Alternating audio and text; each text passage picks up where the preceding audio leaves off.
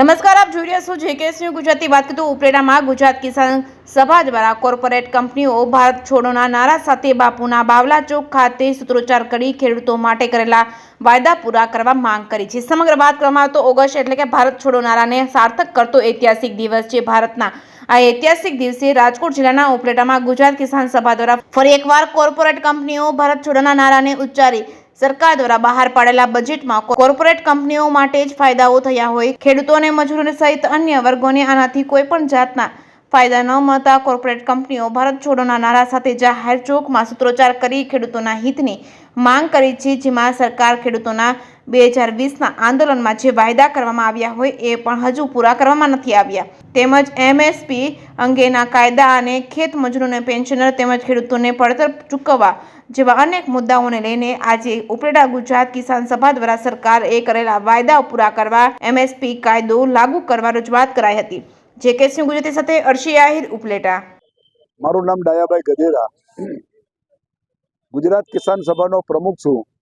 આજે 9 ઓગસ્ટ ઐતિહાસિક ભારત છોડો ના દિવસ નિમિત્તે કિસાન સભા દ્વારા અહીં આંદોલન કરવામાં આવ્યું. સંયુક્ત કિસાન મોરચાએ દિલ્હીની અંદર મિટિંગ કરીને જાહેર કર્યું હતું કે આપણે જે કેન્દ્ર સરકારે આપણી સાથે કરેલ સમાધાન મુજબ એમએસપી અંગેનો કોઈ કાયદો બનાવ્યો નથી, ખેડૂતોના કરજા નાબૂદ કર્યા નથી, વીજળીનું ખાનગીકરણ જે થઈ રહ્યું છે એ અટકાવ્યું નથી અને ખેડૂત મજદૂરોને પેન્શન આપવાની વાત હતી, પેન્શન અંગે કોઈ સરકારે આ બજેટની અંદર જાહેરાત કરી નથી. આ બજેટમાં માત્ર ને માત્ર રૂઢિવાદી કોર્પોરેટ કંપનીઓ માટે જ જોગવાઈઓ કરવામાં આવી છે. ગરીબો, ખેડૂતો, મજદૂરો, કામદારો, મનરેગા, સસ્તા અનાજથી લઈ અને તમામ ગરીબો અને મજદૂરોની, ખેડૂતોની યોજનામાં સરકારે કાપ મૂક્યા છે અને કોર્પોરેટ કંપનીઓને ટેક્સમાં રાહતો આપી છે. ત્યારે આજે દેશભરની અંદર કાર્યક્રમ હતો કોર્પોરેટ લૂંટથી ભારતને બચાવો, કોર્પોરેટ લૂંટ ભારત છોડો અને મૂડીવાદી નીતિઓ બદલો. મારું નામ તારાભાઈ બારિયા. અમે આજે 9 ઓગસ્ટ જે ખેડૂતો સાથે બધા ભેગા મળી અને જે સરકારની જે નીતિઓ સામે જે આજે અમે દેખાવ કર્યો છે કે સરકારે જે ખેડૂતોના ભાવ ઉપર જે નિયંત્રણ કરવાનું હોય છે એ નિયંત્રણ કરતું નથી.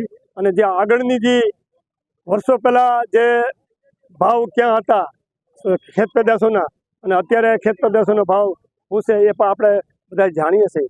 તો ખેડૂતો કાયમ ને કાયમ કરજવાન બનતો જાય છે, થાકતો જાય છે. ખેતી આ એક આપણો દેશ એવો છે કે ખેતી પ્રધાન દેશ છે. ખેતીને જો સરકાર પ્રાધાન્ય આપે તો ખેતી ઉપર આખું આ બધું નભે, બધા ખેત મજૂરો બધા ખેતી ઉપર આધારિત ખેતરમાં નભે બધા. તો સરકાર અમે એવી માગણી કરીએ છીએ કે અમારી જે ભાવ નિયંત્રણનો કાયદો બનાવે અને ભાવ બરાબર વ્યવસ્થિત રીતે મળે તો ખેડૂત આગળ હાલે.